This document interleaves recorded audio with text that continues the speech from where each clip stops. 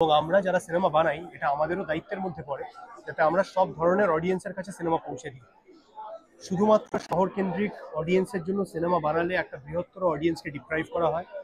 আমরা সেটা দিনের পর দিন করেছি, সেটা আমাদের দোষ।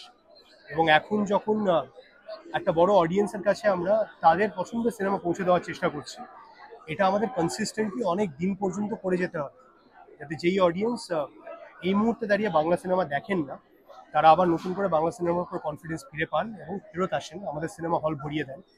এটা কিন্তু করতে গেলে আমাদের কনসিস্টেন্টলি এরকম সিনেমা উপহার দিতে হবে।